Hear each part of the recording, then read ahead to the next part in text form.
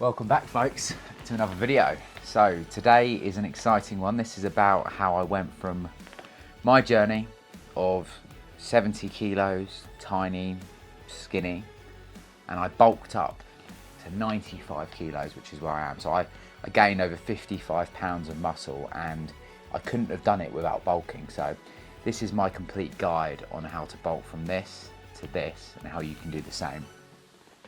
So firstly, why should you actually bulk? Like, what is the importance of bulk? Now, let's just run over that quickly.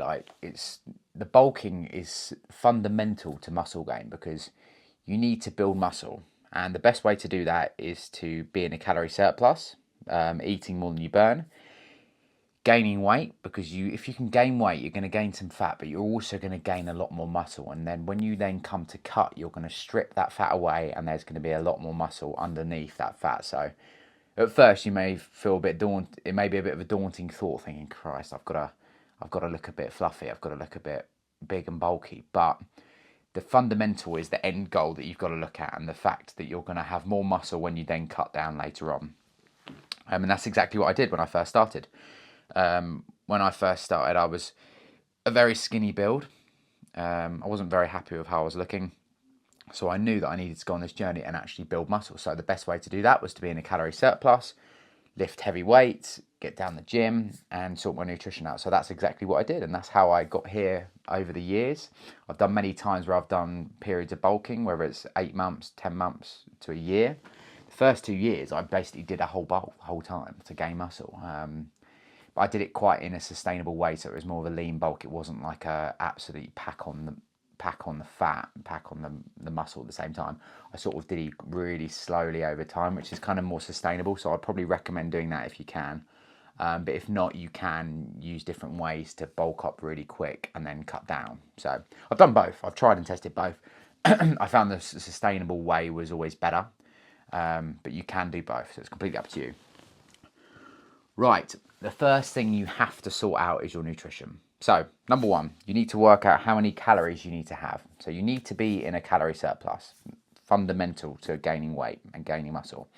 So you work out how many calories you need to eat to gain muscle, to gain weight. I'll put yourself in a 300 calorie surplus to start. I wouldn't go absolutely huge because you're just going to feel bloated and stuffed, and it's just going to put you off everything. So let's gradually build it up. 300 calorie surplus to start. You can do this with different ways. I sort of tend to just go online and just work out my calories there. You can use ChatGPT. You can probably use like a macro calculator website, and it will tell you exactly how many calories you need to eat. And then just follow that. See how you respond. See if you start gaining weight over the first couple of weeks. I wouldn't change it if you're not gaining weight instantly. Just give it a couple of weeks. See how you feel. See if the scales start moving up, and then you know it's working.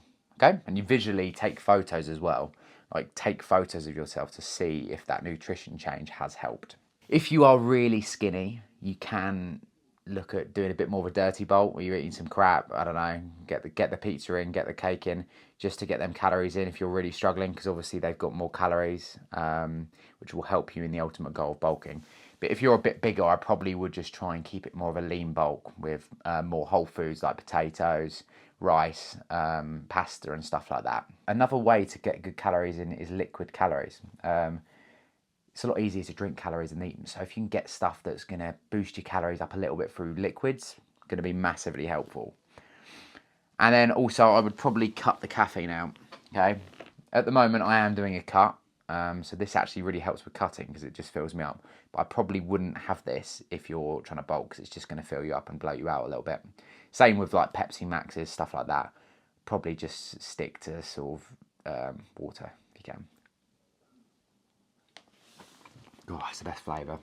Right, so what I would sort of eat on a bulk. I would probably go for a high calorie breakfast. Something like, I don't know, bagels, eggs, sourdough,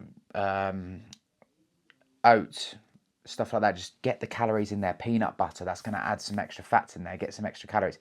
You're looking at a scoop of peanut butter, you're an extra couple of hundred calories. I mean, it's mad. That is literally your surplus for the day. So if you can find ways to add in different ways to add in calories, that's going to massively help you out. Lunches, things like pasta dishes, pastas are so good. Spaghetti bolognese, you've got the mincemeat, you've got the protein from that, you've got the pasta. You could have wraps. Wraps are high calories. Stuff like that will just massively boost it up. Salmon's a good fish that's got high calorie, but it's healthy for you. Dinners, you can have, again, like spaghetti bolognese, stuff like that. Chicken meals, chicken pasta dishes, tuna pasta bake, stuff like that. They're a lot higher calories. Steak as well. Steak's a higher calorie protein. But you want to make sure that you're getting your protein in as well. It's really important. You should be hitting at least 1 gram per pound of body weight. Okay, so that's quite a lot, or 2 grams per kilo of body weight. So it's quite a lot of protein, but it's going to make sure that you're recovering well from your lifts in the gym, which we're going to now run over as well. With the gym, I would aim for less volume. I would go for less sets, so 2 sets, looking about sort of 6 to 10 reps per exercise, maximum effort. Okay, this is really important. This is where it comes in. So you need to make sure you're putting maximum effort into every set. So if you need to rest for longer, that's fine. Don't feel like you need to go in the gym. Oh, I'm going on my phone for a bit of resting, or I've had 30 seconds rest, let me go straight into it. No. If you can go into your set after 30 seconds rest, you haven't pushed the set hard enough. You should be having at least 2 to 3 minutes rest between sets. Maximum effort on every set. Okay? But we keep the control. So we're on a bench press, we contract up and then we control it down. Okay? So it's always controlled on the eccentric, which is the lengthening of the muscle. So like a curl on the way down, nice and controlled. If you do really want to make it harder for yourself, you can push yourself further to failure. You can use a training partner to spot you for an extra couple reps. You can use your other arm to help you, say on single arm movements like a preacher curl, to just spot yourself just closer to failure than possible. I would also track all your lifts to make sure that you're progressive overloading over time. So I would download the app called Strong. That's the one I use. Plug in all your metrics, all your weights, and then gradually build them up over time. And you'll notice that your strength goes up and your muscle retention goes up as well. In terms of the exercises, I would pick big compound movements. So that means that they're movements that are using more than one muscle group. So stuff like bench, squat, deadlifts are good. I like an incline press for upper chest, bent over rows, big row movements for back, shoulder movements like military press, dumbbell shoulder press, stuff like that. For legs, you're looking like RDLs, and like hip thrusts, split squats, all that sort of thing are going to be really good for helping you build muscle, and getting more out of your workouts with doing less, because they're bloody hard exercises. Split squats being one of the hardest, I would say. With cardio, I would cut it out as much as you can if you're trying to gain weight, because you're just going to be burning the calories that you're eating. So if you're struggling to eat, you're just going to burn more calories, so you're kind of contradicting yourself here. So you can actually lay off the cardio a bit. Obviously do some cardio for like general fitness, but just hit your step goal. If it's only a short-term period you're going to be bulking for, you could just hit your step goal in theory, and then just hit the gym. I mean, I've done that so many times. I've only just started running recently because I want to get my calories burnt higher, because I'm on a cut. So I'm maintaining a lean sort of mass. But when I was bulking, no cardio, eat as much as possible, lift as heavy as possible. And yeah, I did actually get to quite a big point at one bit. I was not happy with how I was looking, but I knew it was necessary in order to hold the muscle, and gain the muscle. So I was like, I sort of sacrificed the fact that I was going to look horrendous for a few months just so I could get some more muscle on, which I did. And then I managed to go from this figure of bulky looking horribleness, so I was about 105 kilos, down to I think I got down to 89 kilos in literally like 4-5 months. It was nuts. So you can do it. It shows that if you get to that bulky point, you can then just strip it off pretty quick if you're strict. Supplements. I would probably, I don't actually have protein shakes, but if you need to get to your goal and you're really struggling with natural foods, then use a protein shake. But I probably wouldn't use them all the time. If you can get it naturally through your diet, it's a lot better to have it naturally. But if you need to top up your goal to get to that 1 gram per pound of body weight, then use a protein shake when needed. And if you're going to use like whole milk and stuff like that, it's going to get extra calories in. I would have creatine for sure for bulking. Best supplement out there. It's good for brain function. It's good for energy in the muscle, so you can push the sets in the gym a little bit harder.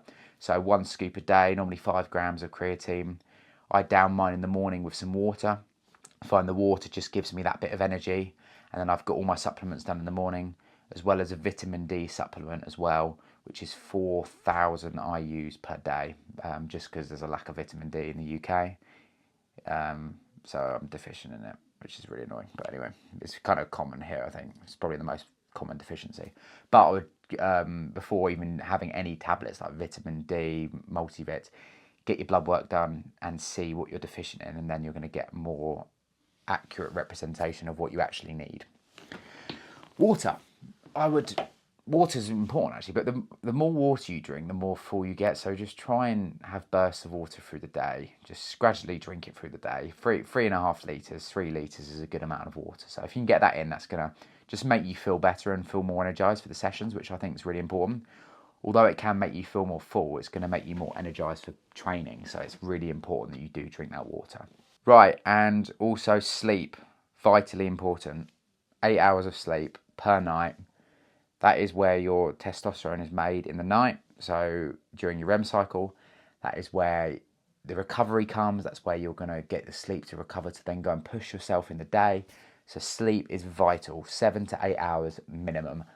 Don't forget it or don't leave it, because that is so important. To go to bed, sleep well, because it's going to affect your whole day. Right, that is pretty much everything on my bulking guide from how I went from this scrawny kid to where I am today.